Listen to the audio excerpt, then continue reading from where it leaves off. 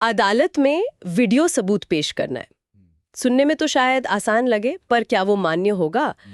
आज हम इसी पर गहराई से बात करते हैं कि ये जो इलेक्ट्रॉनिक साक्ष्य होते हैं, खासतौर पे वीडियोस, ये भारतीय अदालतों में कैसे रखे जाते हैं और उनकी सच्चाई मतलब ऑथेंटिसिटी कैसे परखी जाती है।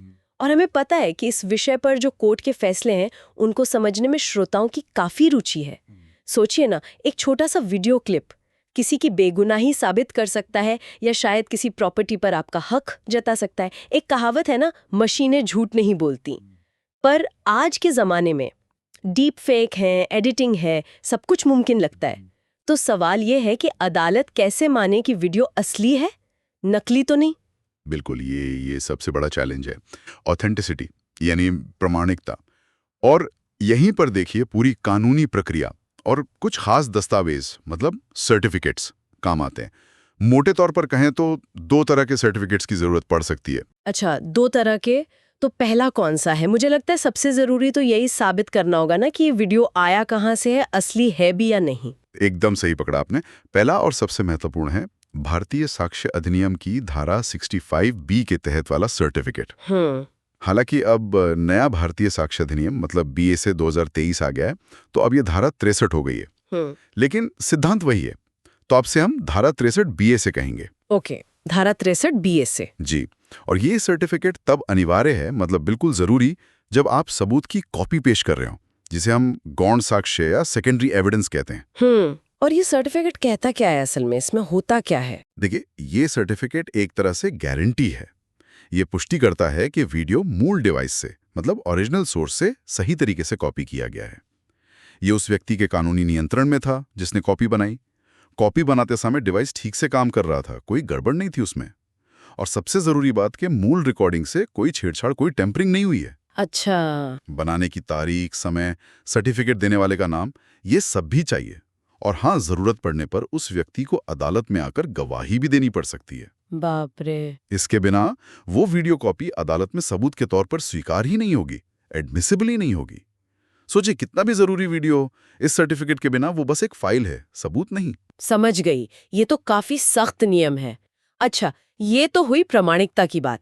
पर आजकल एक डिवाइस से दूसरे में कॉपी करना तो बहुत आम है। मान लीजिए फोन से पेन ड्राइव में डाला, फिर शायद किसी और कंप्यूटर पर भेजा। ये कैसे साबित होगा कि इस पूरी चेन में कहीं कोई एडिटिंग या गड़बड़ नहीं हुई? बिल्कुल सही सवाल। यहीं पर दूसरे सर्टिफिकेट की भूमिका आती है, वो है hash value certificate. Hash value, ये क्या चीज है?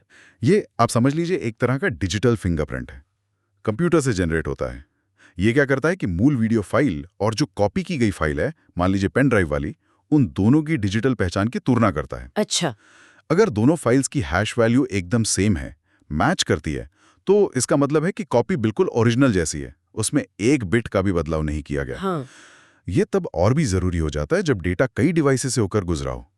तो मतलब अगर हमें वीडियो सबूत देना है तो तरीका ये है कि उसे पेन ड्राइव या सीडी में कॉपी करें, साथ में धारा 63 BSA सर्टिफिकेट लगाएं, और अगर कॉपी ट्रांसफर हुई है तो शायद हैश वैल्यू सर्टिफिकेट भी। हाँ, बिल्कुल।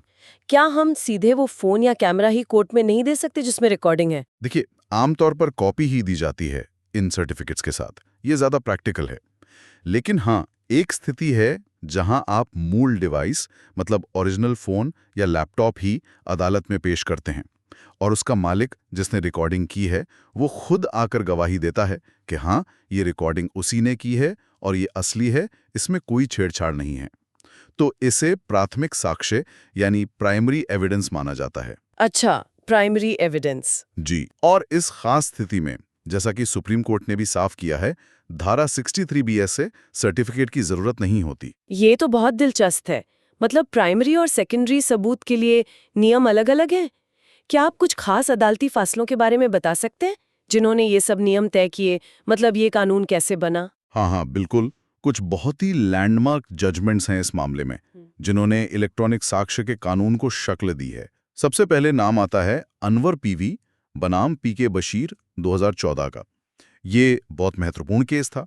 इसमें सुप्रीम कोर्ट ने पहली बार बिल्कुल साफ शब्दों में कहा कि अगर आप इलेक्ट्रॉनिक सबूत की कॉपी यानी सेकेंडरी एविडेंस दे रहे हैं, तो धारा 65B सर्टिफिकेट जो अब 63 BSA है, अनिवार्य है, मैंडेटरी है। अनिवार्य। इसके बिना वो सबूत माना ही नहीं जाएगा, उसे रिकॉर्ड पर लिया ही नहीं जा सकता। ओके। फिर इसके बाद एक और मामला आया, शाफी मोहम्मद बनाम हिमाचल प्रदेश राज्य 2018। इसने थोड़ी सी कंफ्यूजन पैदा कर दी थी। कोर्ट ने कुछ ऐसी टिप्पणियां की जिससे लगा कि शायद ये सर्टिफिकेट हमेशा अनिवार्य ना हो, खासकर अगर डिवाइस आरोपी के पास ना हो। तो स्थिति थोड़ी अनक्लियर हो गई थी। हाँ, थोड़ी अनिश्चितता आ गई थी। लेकिन फिर आया अर्जुन पंडितराव खोटकर बनाम कैलाश किशन राव 2020 का फैसला। ये सुप्रीम कोर्ट की एक बड़ी बेंच का फैसला था और इसने स्थिति को पूरी तरह से साफ कर दिया, एकदम क्रिस्टल क्लियर। इस फैसले ने अनवर पीवी वाले फैसले की पुष्टि की, उसे सही ठहराया और ये भी कहा कि शाफी मोहम्मद मामले में जो टिप्पणियां थीं वो कानून की सही समझ के बिना दी गई थीं। उसे कानूनी भाषा में पर इंक्यूरियम कहते हैं। पर इंक्यूरियम मतलब उस पर भरोसा नहीं करना है। बिल्कुल। अर्जुन पंडितराव ने कहा कि शाफी मोहम्मद का वो हिस्सा सही कानून नहीं है। तो अर्जुन पंडितराव केस ने फिर क्या मुख्य बातें तय की, दोबारा से क्या स्थापित किया? अर्जुन पंडितराव फैसले ने कुछ बातें बिल्कुल पक्की कर दी। पहला, गौण साक्ष्य यानी कॉपी के लिए धारा 360 BSA सर्टिफिकेट हर हाल में अनिवार्य है, इसमें कोई छूट नहीं। ओके, अनिवार्य। दूसरा, लेकिन अगर मोल्ड डिवाइस यानी प्राइमरी एविडेंस ही अदालत में पेश किया जाता है और उसका मालिक आके गवाही देता है तो सर्टिफिकेट की जरूरत नहीं है। ये अनवर पीवी में नहीं कहा गया था, ये अर्जुन पंडितराव ने स्पष्ट किया। ये बड़ा फर्क है। जी। और तीसरा, एक बहुत प्रैक्टिकल बात उन्होंने कही, अगर कोई पार्टी, मान लीजिए आप सर्टिफिकेट हासिल नहीं कर पा रहे हैं क्योंकि डिवाइस किसी और के पास है, जैसे पुलिस के पास या किसी कंपनी के पास, तो आप अदालत से मदद मांग सकते हैं। कोर्ट उस तीसरे पक्ष को निर्देश दे सकती है कि वो सर्टिफिकेट बनाकर दे। अच्छा, ये तो बहुत मददगार है। हाँ, और इसी सिद्धांत पर चलते हुए हाल ही में पंजाब और हरियाणा हाईकोर्ट ने भी कहा है कि व्हाट्सएप चैट जैसे सबूतों के लिए भी ये 63 BSA सर्टिफिकेट अनिवार्य है। तो इसका सीधा मतलब ये हुआ कि अगर कभी केस में दूसरी पार्टी कोई वीडियो या ईमेल या कोई और इलेक्ट्रॉनिक रिकॉर्ड बिना इन सर्टिफिकेट्स के पेश करती है तो उसे आसानी से चुनौती दी जा सकती है, ये कहकर कि भाई ये तो कानूनी तौर पर स्वीकार्य ही नहीं है। बिल्कुल, आप सीधे अनवर पीवी और खास तौर पर अर्जुन पंडितराव खोटकर फैसले का हवाला देकर उस सबूत को खारिज करने की मांग कर सकते हैं। बिना सही सर्टिफिकेशन के उस इलेक्ट्रॉनिक सबूत का कानून की नज़र में कोई वजूद नहीं है, कोई लीगल वैल्यू नहीं है। वो भले ही रिकॉर्ड में आ गया हो, पर जब तक वो इस प्रक्रिया से गुजरकर साबित नहीं होता, वो सिर्फ एक डिजिटल फाइल है, कोर्ट के लिए सबूत नहीं। तो हमारे श्रोताओं के लिए जो शायद अपने किसी मामले में इस तरह के सबूत इस्तेमाल करना चाहें, उनके लिए मुख्य बातें क्या हुई? संक्षेप में क्या याद रखना चाहिए? बिल्कुल, संक्षेप में कुछ की टेकअवेज हैं। पहला, अगर इलेक्ट्रॉनिक सबूत की कॉपी दे रहे हैं, जैसे वीडियो पेन ड्राइव में, तो धारा 63 BSA सर्टिफिकेट अनिवार्य है, जरूर लगवाएं।